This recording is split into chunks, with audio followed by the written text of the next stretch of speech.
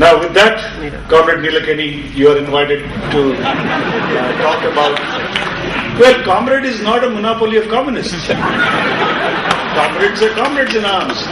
So we are, and I'm really proud to say that I know Nandan Nilekani is just a great guy. Please.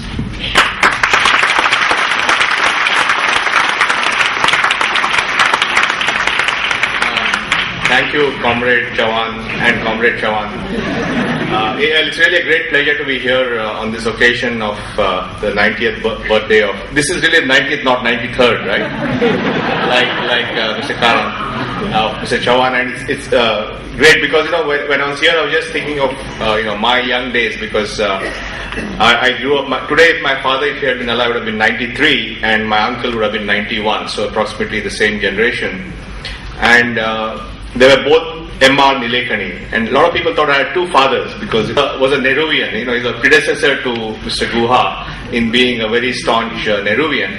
And my uncle was a Royist. He belonged to a party set up by M.N. Roy. He was a Royist, and every month he would give me a magazine called Radical Humanist and make me read it.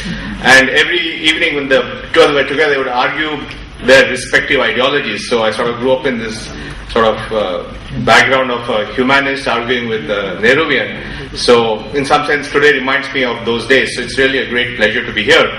It's also a bit ironic because I've spent my entire life in applying technology to various kinds of problems, and I just found out that Comrade Chavan did a pamphlet in 1984 to 88 about the anti-computerization pamphlet. So I'm wondering what I'm doing here.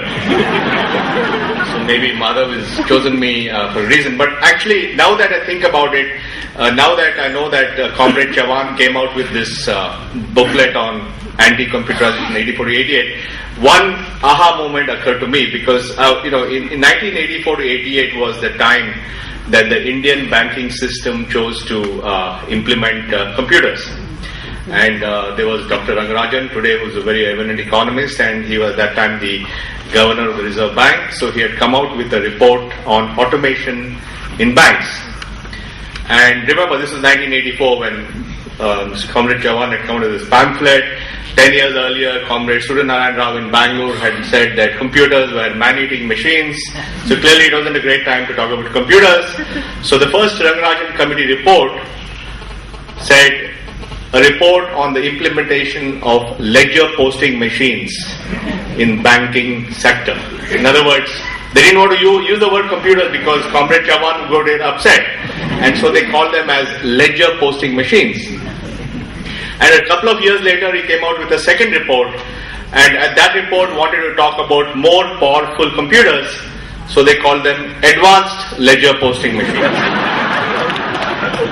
And so there's a history there. So we've come a long way from that, and I think at least these days I hear the word computers. But one thing has not changed, and I think the point that Kumar was making, that the other day I was. As part of my sort of consensus building, I visited a party, the Comrades Party, and they're all using computers. So I said, okay, it's all right now. Computers are okay now. But the thing does not come because for example, very often I get a lot of feedback on my project, and some of it is not necessarily positive feedback. There's also negative feedback. And all the people who talk about the perils of technology and what I'm doing, they have mobile phones, they have email accounts, mostly Gmail, they have a website, they have discussion groups, and then they send me all this stuff about why technology is bad for us. So I guess that trend continues all the time. So anyway, let me talk about technology and development, and technology and inclusion, not technology as technology, because I truly come from the belief that the technology is not just about solving business problems, but is there a way that we can apply that to solve some of the challenges that people like Comrade Chavan have been battling for the last 90 years. And the reason why I believe that it can be done is actually a fewfold. The first is technology, like nothing else, reduces the cost of delivering services to people. This is a very important point, because unless you make services cheap for the people, they can't afford it. A good example is what has happened in our mobile industry. When the mobiles came to India in the early 90s, there were hardly a few million users.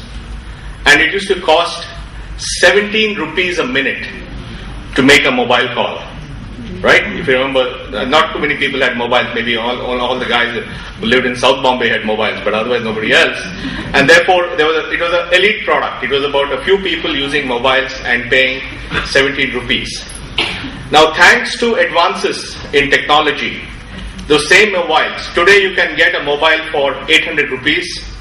All your incoming calls are free, and outgoing calls are 30 paisa a minute or less. The same thing has dropped from 17 rupees a minute to 30 paisa a minute. And the fact that it has come down to such low costs enables a lot of people to use mobiles. Today, India is one of the world's largest mobile population, certainly the fastest growing. We have more than 500 to 600 million mobiles in the country, and even if you discount duplicates, there are at least 400 million people who are enjoying mobile phones. 99% of the new mobile phones in this country are what are called as prepaid phones. In other words, there are people who don't have a credit history, so they can't pay by check later on. They buy minutes in advance because they don't have a credit history, and therefore all new phones today practically are prepaid phones. And the typical recharge of a prepaid phone is 10 rupees. So the typical recharge in an Indian phone is 10 rupees.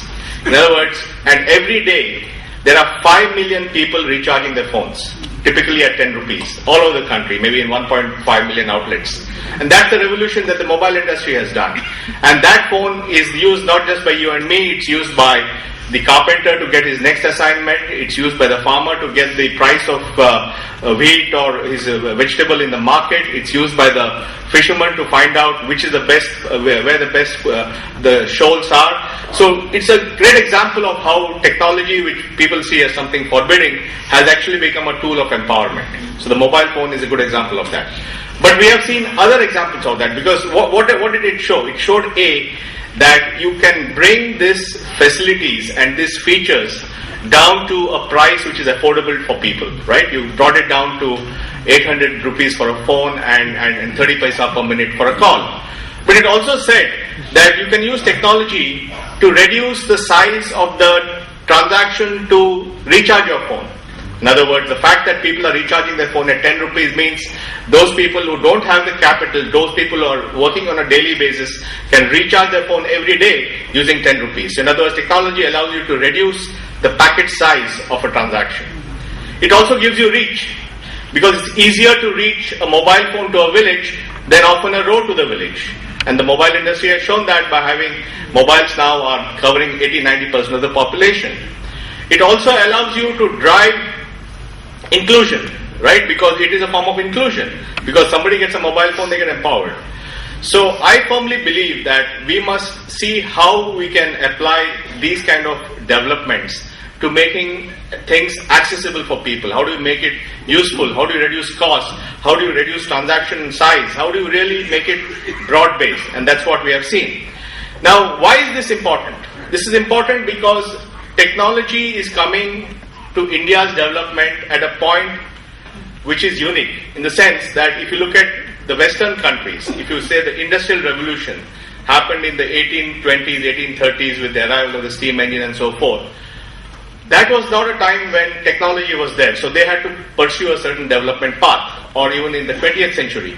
But today, when India is on the verge of its next 20 years of growth and when it experiences demographic dividend, we have actually technology out there which is remarkably different than what other countries had at their point of development. In other words, therefore, we have to go back to first principles and say, if we are at this stage of development, and if technology is at this stage of evolution, then what is the possible intersection of these two that can drive the maximum social benefit? So we have to approach it from a very fundamental point of view.